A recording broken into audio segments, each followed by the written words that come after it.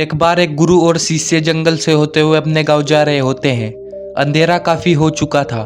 शिष्य ने अपने गुरु से कहा कि गुरु, काफी रात हो चुकी है, अगर आप कहे तो आज की रात यहीं आसपास के किसी गांव में रुककर गुजार ले। गुरुजी ने अपना सर हिलाया और वो आसपास के गांव में एक छोटे से घर के पास जाकर रुके। अब जैसे ही वहां गए तो गुरुजी के शिष्य ने दरवाजा खटखटाया। उस घर से एक गरीब आदमी बाहर आया।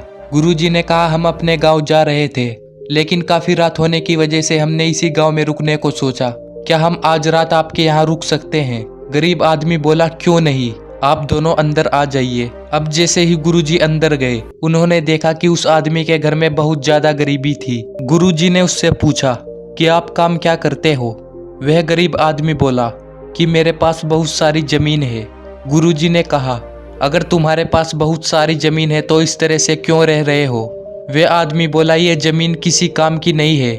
गांव वाले बोलते हैं कि ये बंजर जमीन है, यहाँ पर कुछ भी नहीं उगाया जा सकता और यहाँ पर फसल उगाना बहुत बड़ी बेवकूफ़ी होगी। गुरुजी ने कहा कि तुम्हारा गुजारा कैसे होता है?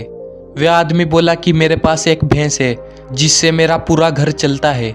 यह सुनने के बाद गुरुजी सो जाते हैं और रात में जब सब लोग सो रहे होते हैं तब गुरुजी अपने शिष्य को उठाते हैं और उस गरीब आदमी की भैंस लेकर अपने गांव चले जाते हैं। शिष्य अपने गुरु से पूछता है कि गुरुजी, कहीं आप ये गलत तो नहीं कर रहे हैं? उस गरीब आदमी की रोजी रोटी इसी भैंस की वजह से चलती है। तो गुरुजी अपने शिष्य की तरफ देखते हैं और मुस्कुराते हुए आगे बढ़ जाते हैं।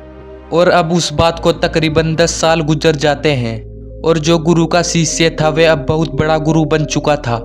और एक दिन उन्हें उस गरीब आदमी की याद आती है कि मेरे गुरु ने उस आदमी के साथ अच्छा नहीं किया था, मुझे एक बार चलकर देखना चाहिए कि वह आदमी अब किस परिस्थिति में है। वह शिष्य उस गांव की तरफ जाता है और वहां जैसे ही पहुंचता है तो वह देखता है कि जहां पर उस गरीब आदमी का झोपड़ा था वहां पर एक बड़ा ही आलीशान महल बन चुका था और उस झोपड़े के बाहर जो बंजर जमीन थी उस पर फल और फूल के बगीचे थे। तभी उधर से उस घर का मालिक आता है। शिष्य उसे पहचान लेता है और उस आदमी को बोलता है, तुमने मुझे पहचाना? मैं अपने गुरुजी के साथ आया था, हम एक रात के लिए आपके यहाँ रुके भी थे। वह आदमी उसे पहचान लेता है और बोलता है कि उस रात में आप कहाँ चले गए थे? और उस रात के बाद ही मेरी भैंस कहीं चली गई थी। मेरे पास कोई रास्ता नहीं था तो मैंने अपनी ज़मीन पर मेहनत की और फसल निकल आई और आज मैं इस गांव का सबसे बड़ा और सबसे अमीर आदमी बन चुका हूँ। ये सुनने के बाद शिष्य की आंखों में अपने गुरुजी के लिए आंसू आ जाते हैं और उसे ये बात अब समझ आई और वो रोने लगा। तो इस कहानी से हमें ये सीख मिलती है कि हमारे अंदर ऐसी बहुत सी टैलेंट छुपी हुई है, लेकिन हमें कोई ना कोई चीज़ रुका कर रखी है। वो आपकी फैमिली वाले भी हो सकते हैं, कुछ और भी हो सकता है।